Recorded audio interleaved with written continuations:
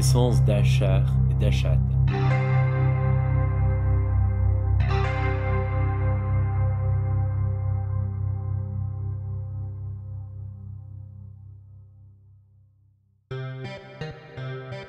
Wahag était alors le doyen des Nartes.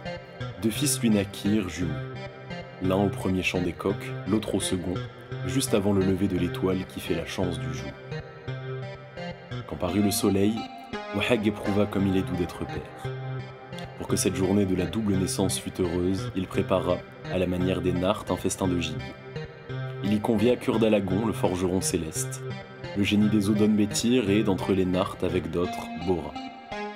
Ce fut le céleste Kurdalagon qui donna d'aimables noms au petit de Wahag. Achar, l'aîné, Achatag au cadet. Qui donne un nom doit un cadeau.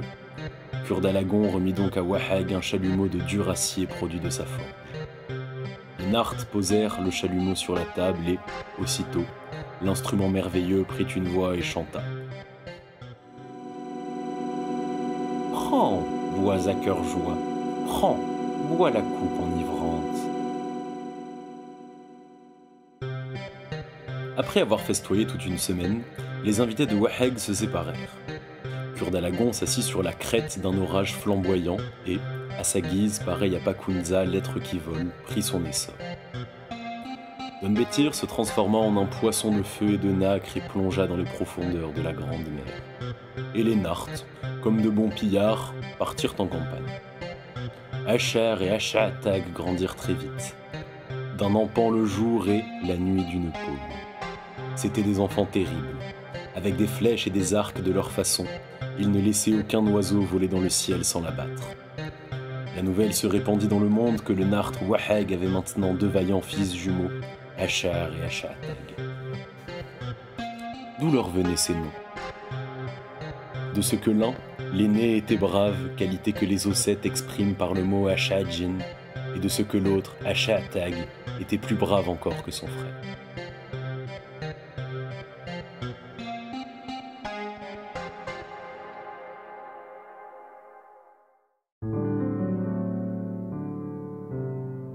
La pomme des Nartes.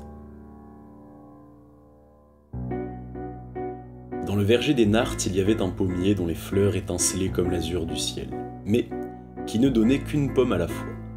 Cette pomme était dorée, brillante comme le feu et possédait la vertu des filtres. Si elle ne ressuscitait pas les morts, il n'y avait pas de blessure ni de maladie qu'elle ne guérit. Pendant le jour jusqu'au soir, elle mûrissait rapidement, mais, la nuit, quelqu'un la volait. À tour de rôle, les Nartes montèrent la garde, mais aucun ne réussit à la protéger. Vint le tour de Wahag. Il appela ses deux fils, Achar et Achatag, et leur dit « Voici de quoi manger cette nuit. Allez mes soleils et gardez bien le verger. Si vous échouez demain, un homme de chacune des trois familles Nartes viendra ici. À l'un de vous, ils couperont la tête, la main à l'autre, et piqueront tête et main sur des pieux. Et moi, je resterai sans protecteur parmi les trois familles, sans personne pour me nourrir. » La clôture du verger était faite de cornes de cerf et si haute que le vol même des oiseaux ne pouvait la franchir. « N'aie pas peur, père, dirent les deux frères. Nous irons, et nous saurons protéger l'arbre. » Wahag leur dit, « Vous irez, certes, mais ce dont j'ai peur, c'est que vous ne reveniez pas. » Achar et Achatag se rendirent au verger. Ils s'assirent sous le merveilleux pommier et dînèrent. Puis, le cadet dit à l'aîné, « Couche-toi, Achar. Montons la garde à tour de rôle. Toi jusqu'à minuit, ensuite jusqu'au jour, moi. » Achar accepta, se coucha et s'endormit. À minuit, il s'éveilla et dit à son frère « Que Dieu me pardonne, j'ai dormi trop longtemps. » L'autre répondit « Il n'est pas minuit, dors encore. » Tout engourdi de sommeil, le garçon se recoucha et se rendormit. Au moment où la nuit et le jour allaient se séparer, trois oiseaux pénétrèrent dans le verger. Achatag s'assit, sa flèche et son arc tout près, et regarda. Soudain, l'arbre s'illumina et les trois colombes se posèrent sur lui. Comme elles allaient toucher la pomme, Achatag décocha son trait. Elles s'envolèrent, mais l'une des trois laissa tomber des gouttes de sang sur la terre. Achatag éveilla son frère et lui dit « J'ai blessé une colombe sur le pommier, mais elle s'est échappée. Elle volait bas à cause de sa blessure. Vois ces gouttes de sang. Il faut absolument que je les suive. Ou j'attraperai la colombe, ou je mourrai en la poursuivant. » Il recueillit le sang des gouttes et l'empacta dans une étoffe de soie qu'il enfonça dans sa ceinture. Dès qu'il fit jour, il dit à Ashar, « Je vais suivre la trace de l'oiseau disparu. Et toi? Là où tu iras, j'irai, » répondit Ashar. Les frères se mirent en route, suivant la trace sanglante. Elle les mena au rivage de la mer. Ashar Tag dit à Ashar, « Je vais descendre au fond de la mer. Attends-moi sur le rivage. Si la mer se couvre d'écume rouge, c'est que je ne pourrai plus te servir. Si elle porte une écume blanche, alors attends-moi jusqu'au même jour de l'autre année. » Bon, dit Ashar, et il s'assit sur le rivage, tandis qu'Ashar Tag serrant sur lui son vêtement, plongeait et gagnait heureusement le fond de la mer.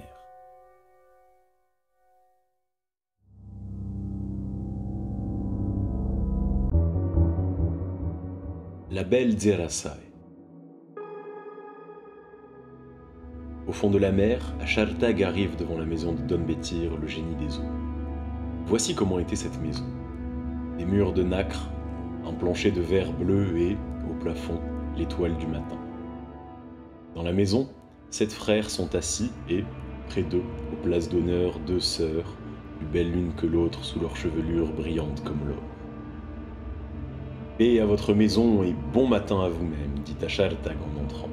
« Bon soit ton lot, répondirent les frères et les sœurs et, se levant, ils le firent asseoir. Les 7 frères se rassirent ensuite près de lui, 3 aux places supérieures, 4 aux places inférieures. À peine assis, ils regardèrent Ashar Tag et lui dirent « Il ne nous est jamais venu, il ne nous viendra jamais d'hôte pareil à toi, et nous devrions te témoigner notre joie, mais nous sommes dans la peine. Que Dieu vous en garde, pourquoi êtes-vous dans la peine ?» Ils répondirent « Nous avons 3 sœurs. Pour leur malheur, elles ont pris l'habitude de visiter le verger des Nartes. Là, sur un arbre, il y a une pomme d'or. Elle mûrit le jour et, la nuit, notre sœur Zerasai, sous la forme d'une colombe, l'accueille et l'emporte. Nous avions beau lui dire « Les jeunes Nartes sont terribles, ils ne laissent pas même passer un oiseau dans le ciel, ne t'approche pas de ce pommier. » Elle ne nous écoutait pas. Et voici que les Nartes, Ashar et Ashar Tag, puissent-ils s'entretuer avec leurs épées, ont pris la garde sous l'arbre et blessé notre sœur. À ce moment, dans la chambre voisine, on entendit un gémissement. Ashar Tag demanda « Qui gémit ainsi ?» Hélas, que te dire? C'est elle, c'est notre sœur Zerasai. N'y a-t-il pas de remède à son mal? Demanda Ashar Tag. Il y a un remède, certainement. Lequel? Ses propres gouttes de sang. Voilà le remède. Si l'on pouvait les rassembler et les souffler sur elle, elle serait sauvée. Autrement, elle ne guérira pas.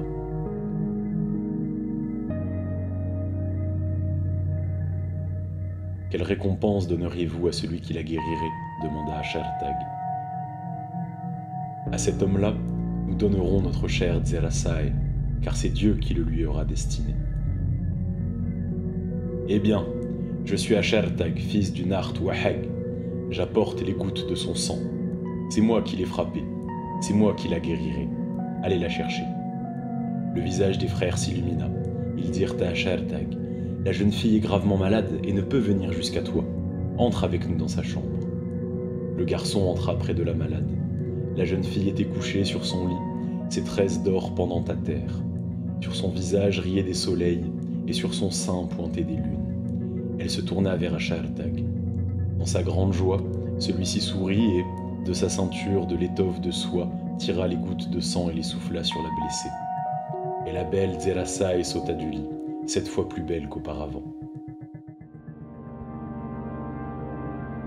9 jours et 9 nuits durèrent les noces d'Ashar Tag et de la fille de Don Betir.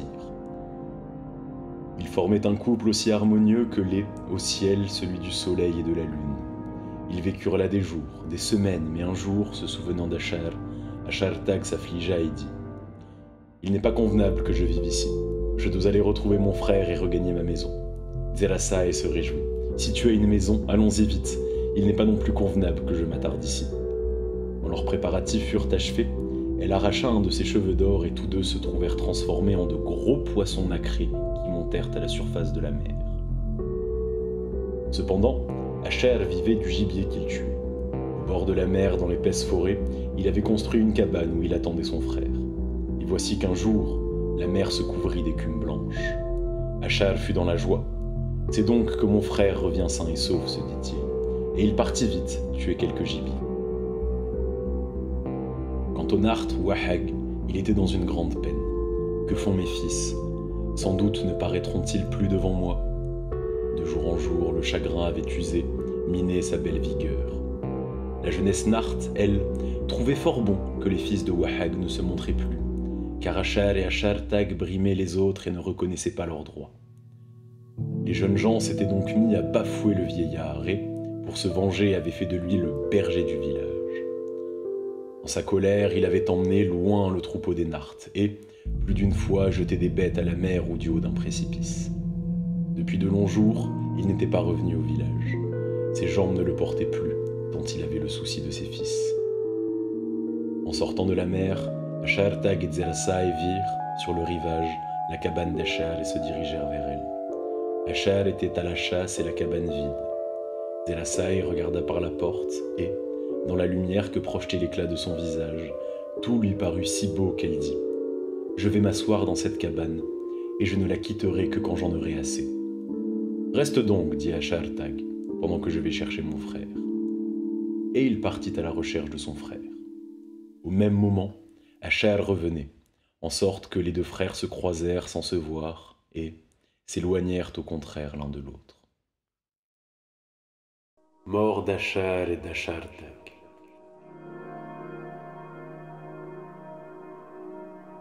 Zerasai crut qu'Ashar était son mari. Les deux frères étaient en effet si semblables de taille et d'apparence, avec leurs cheveux roux, leur haute stature, leur large poitrine et leurs yeux de feu, que personne, sauf Dieu et la terre, ne pouvait les distinguer. Quand, regardant par la porte de la tente, Ashar aperçut Zerasai, il se dit à lui-même « Dieu des dieux, ne détruis pas notre bonheur, ni sur le chemin, ni à la maison. Comment pouvais-je espérer qu'Ashartag reviendrait avec une femme ?» Zerasai le regarda et lui demanda « Comme tu reviens tard ?» Ashar ne répondit pas. Zerasai reprit « Honte à toi, ne me connais-tu pas? Toute une année pourtant nous avons vécu ensemble sous les eaux. » Ashar eut ainsi la certitude qu'il avait devant lui la femme de son frère. La jeune femme voulut s'approcher de lui, mais il se détourna. Quand vint le temps du coucher, il étendit sa houppelande sous Zerasai et posa sur elle, en couverture, la houppelande d'Ashartag. Puis, pour qu'ils fussent bien séparés, il tira son épée et la plaça entre elle et lui. Ce geste irrita la jeune femme. Elle se leva, offensée, et resta assise à l'écart. C'est alors que revint Ashartag, apportant le corps d'un cerf avec un arbre entier pour le rôtir. Quand il vit Zerasai assise, l'air triste et offensé, un soupçon se forma dans son cœur et il pensa qu'Ashar lui avait fait violence. Il dégaina son poignard, frappa son frère et le tua. Quand la femme lui dit ensuite ce qui s'était passé, il se désespéra d'avoir tué son frère innocent. Il tira de nouveau son poignard, appuya la garde sur la poitrine du cadavre et se précipita sur la pointe. Le cœur transpercé, il mourut. Zerasai se mit à gémir, pleurer, crier, se frappant la tête et les genoux. « Quel malheur est le mien !» disait-elle. « À cause de moi, deux frères se sont entretués. » Elle arrachait ses tresses, se déchirait le visage avec tous les gestes du deuil. Les montagnes faisaient écho à sa voix et les bêtes sauvages même se taisaient, écoutant sa plainte. Elle couvrit les deux frères de larmes brûlantes. Assise entre eux, elle pleura jusqu'à minuit sur le corps d'Ashar, de minuit à l'aube sur le corps d'Ashartag, et la sombre buée de ses larmes s'étendait au-dessus des morts. Que faire maintenant, se dit-elle? Les abandonner pour que corbeaux et renards dévorent leurs genoux puissants, leurs yeux de feu, leurs rouges pommettes? Les enterrer? Mais comment? À ce moment, au galop de son cheval à trois jambes, son lévrier près de lui, Wastirji apparut devant Zerasai et lui dit « Ô toi, soleil des soleils et splendeur du ciel, ô toi ma lumière, beauté du monde, voici bien longtemps que je te cherche. D'où vient ta peine? Que t'est-il arrivé? Comment n'aurais-je pas de peine? Deux frères sont morts à cause de moi et je n'ai pas la force de les ensevelir. » « C'est moi qui les ensevelirai, dit Wastirji, mais à condition que tu sois ma femme. » Pourquoi ne serais-je pas ta femme lorsque ces morts seront ensevelis? répondit Zelasai. Wastierdji frappa la terre du manche de son fouet. Les corps des deux frères se placèrent d'eux-mêmes dans une fosse et, sur la fosse, surgit une pierre tombale merveilleuse, ainsi que, tout autour, un mur fait de chaux et de pierre. Alors Zelasai dit à Wastierdji, « Je vais me laver, ici, tout près, sur le rivage. Comment partirai-je avec toi, dégoûtante de sang? Assieds-toi, je reviens. » Wastierdji crut Zelasai. À peine fut-elle au bord de la mer qu'elle se jeta dans l'eau et regagna tranquillement le pays de son père, la maison des Don Betirta. « Elle va revenir, elle va revenir. » Wastierdji attend, roulant mille pensées diverses. Mais la jeune femme a bel et bien disparu. Dépité, il garda cette tromperie dans son cœur. « Malheur à ton foyer, dit-il. Je ne t'attraperai peut-être pas en ce monde, mais chez les morts, comment m'échapperais-tu » Il remonta sur son cheval à trois jambes et, plein de colère, s'en fut chassé avec son lévrier sur les rivages de la mer.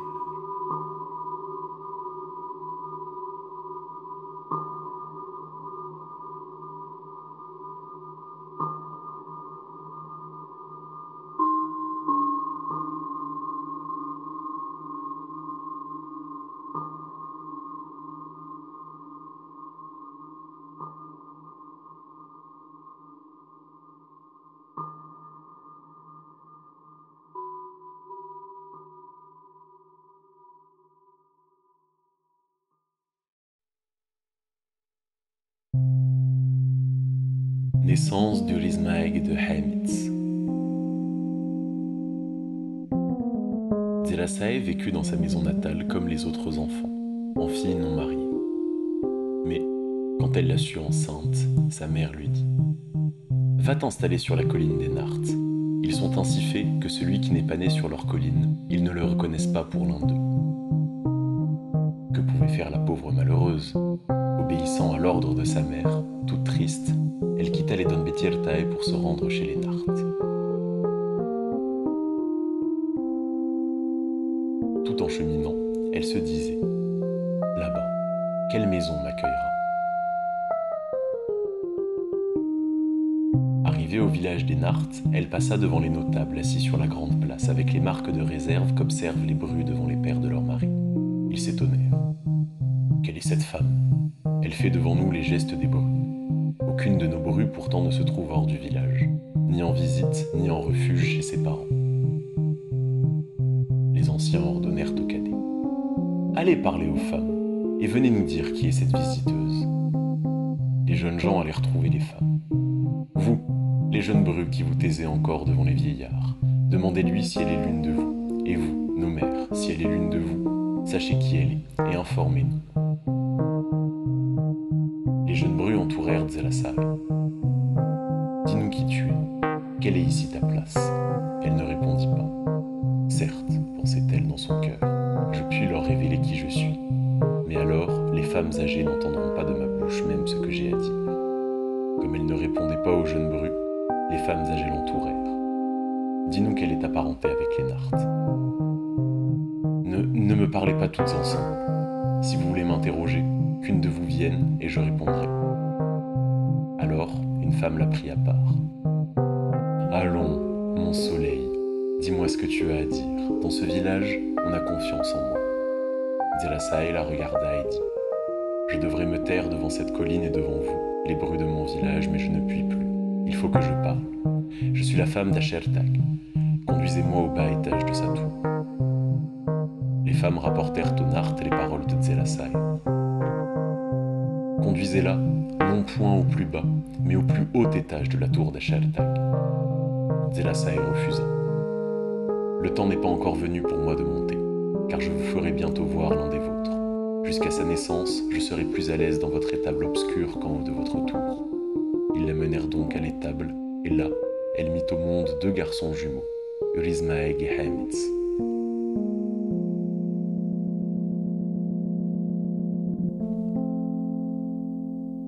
Comment Urizmaeg et Hamitz découvrirent Wahag? Les deux jumeaux grandissaient le jour d'un empan et la nuit d'une paume. Quand ils furent en état de jouer avec la flèche et l'arc, ils sortirent un jour dans la rue pour s'amuser à ce jeu. Au bruit des flèches, tous les nartes se cachèrent. Juste à ce moment, une voyante, la femme Kulbadaeg, envoya sa fille chercher de l'eau. Dès qu'il la vit, Haïmitz décocha une flèche qui mit en morceaux sa grande cruche de bois et lacéra tout ce qu'elle avait sur elle de vêtements. Elle revint chez elle en pleurant et sa mère lui dit « Que ta mère te survive, pourquoi n'apportes-tu pas d'eau? Que t'est-il arrivé ?» Elle répondit « C'est Haïmitz qui, d'une flèche, a cassé ma cruche et lacéré mes vêtements. » Sa mère lui donna une autre cruche et lui dit « Va, et si tu sais lui répondre comme je ferai, que le lait qui t'a nourri te soit profitable, sinon va au diable !» La jeune fille n'avait pas plus tôt passé le pas de la porte que Haïmitz lui décocha une flèche. Elle lui dit « La belle affaire d'essayer sur moi ta force. Les petits oiseaux de la forêt sont plus forts que moi. Si vous êtes vraiment si fort, vous, Wahag, le père de ton père, s'est desséché à marcher derrière le bétail des nartes.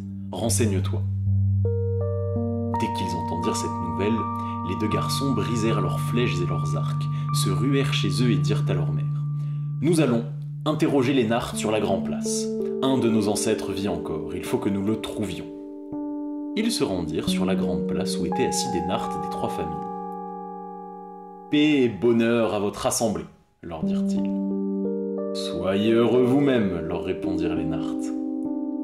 Nous avons appris que Wahag, le père de notre père, est berger des nartes. Nous venons vous demander de nous dire où il est. » « Eh bien, répondirent-ils, prenez avec vous un jeune garçon, il vous mènera jusqu'à lui. » Accompagnés d'un jeune garçon, les deux frères partirent à la recherche de Wahag. Ils marchèrent et, au bruit de leurs pas, la terre tremblait, les montagnes s'écroulaient. Wahag s'étonna. « Mes fils, Ashar et Ashartag, ont pourtant disparu. Quel est ce mystère? Quels sont ces pas qui font le même bruit que les leurs ?» Quand les garçons furent devant lui, il leur demanda « Qui êtes-vous » ?« Nous sommes les fils d'Ashartag, répondirent-ils. « Avancez, je vous reconnaîtrai à la qualité de vos os. » Urizmaeg et Haïmitz s'approchèrent de Wahag et l'embrassèrent. Silencieusement, Wahag les toucha du bout des doigts, palpa les poignets de l'un, puis de l'autre. « Vos os sont bien comme les nôtres, dit-il. » Alors, les garçons, d'après le récit que leur avait fait leur mère, lui racontèrent comment Ashartag était mort, ainsi que son frère Ashar, et ce que leur mère puis eux-mêmes avaient fait ensuite. Les yeux pleins de larmes, le vieillard s'écria « J'avais 2 fils, 2 jumeaux qui ont disparu. Mais grâce à Dieu, notre race n'a pas péri avec eux. » Ils se mirent en route vers la vieille tour fortifiée de leur famille. Précédés de Wahag, ils montèrent à l'étage du haut. Mais, quand ils voulurent pénétrer dans la salle, les immondices accumulées ont bouché l'entrée. L'un des garçons prit une pelle, l'autre un balai, et ils nettoyèrent toute la demeure, qui fut dès lors 7 fois plus brillante qu'auparavant. Ils menèrent ensuite le vieillard dans la cour, et lui rasèrent les cheveux et la barbe, enfoncèrent un bâton dans le fumier et le firent pisser dans le trou. Comme l'urine moussait abondamment, les deux garçons échangèrent un regard et dirent « Mais il peut très bien faire vivre notre mère !» Ah ouais. Ils le ramenèrent donc à la maison et lui dirent « Nous sommes tes fils et, désormais, nous vivrons avec toi. » Tandis que Urizmaeg et Haïmitz étaient ainsi en quête de Wahag, Dzerasae, leur mère, s'était retirée dans sa maison natale, chez les Donbetirtae. Elle aussi, ils allèrent la chercher et la menèrent au village des Nartes, où leur grand-père la prit pour femme. Ah ouais. Naissance de Satana. Wahag et Dzerasae vécurent ensemble une année pleine. Puis Wahag mourut. Au terme d'une autre année, la fille des Donbetirtae tomba malade. Quand elle fut près de mourir, elle dit à ses 2 garçons « Lorsque je serai morte, ne me laissez pas sans protection pendant les 3 premières nuits. J'ai une dette, et mon créancier est mauvais. Il me poursuivra jusque chez les morts. » Elle mourut, et on l'enterra. Quand vint le soir, Urizmaeg prit ses armes et alla monter la garde jusqu'au jour à la porte de la tombe. De même la seconde nuit. À la 3e, Haïmitz dit à son frère « Notre mère nous a élevés ensemble. Cette nuit, c'est moi qui monterai la garde. » Urizmaeg répondit « Comme tu es le plus jeune, si j'avais confiance en toi, c'est toi qui aurais monté la garde les 3 nuits. » Ces paroles offensèrent Haïmitz. Il prit ses armes et alla prendre faction à la porte de la tombe. Soudain, il dresse l'oreille. Il entend, ici les chants d'un banquet, là le bruit qui se fait un soir d'épousailles. Malheur à qui obéit à un mourant, se dit-il. Qui pourrait maintenant venir tirer ma mère de sa tombe? Je vais aller festoyer, quelque part dans une noce. Il partit. À peine s'était-il éloigné que la tombe s'illumina. Wastirji était déjà à l'intérieur. Il frappa Zelasae de son fouet de feutre, et la voici 7 fois plus belle que de son vivant. Il s'approcha d'elle, puis la frappa de nouveau avec son fouet de feutre, et elle redevint ce qu'elle était. Au bout d'un an, Sirdon, le fléau des Nartes, passant près du tombeau, entendit les pleurs d'un nouveau-né. Il courut à la grande place où les Nartes des 3 familles étaient réunies. « Paix à votre assemblée et bon matin à vous-même. Bon soit ton lot, Sirdon. Dites, il se passe une chose étrange dans le cimetière des Nartes. Prêtez l'oreille et vous entendrez les pleurs d'un nouveau-né. » Orismaeg présidait l'assemblée. Il ne s'en leva pas moins et courut jusqu'à la porte de la tombe. Il ouvrit, entra et ressortit avec une petite fille, Satana. Satana devint si belle et si intelligente que sa simple apparition changeait la nuit noire en un jour lumineux, et que sa parole était plus coupante que l'épée, plus pénétrante que la flèche.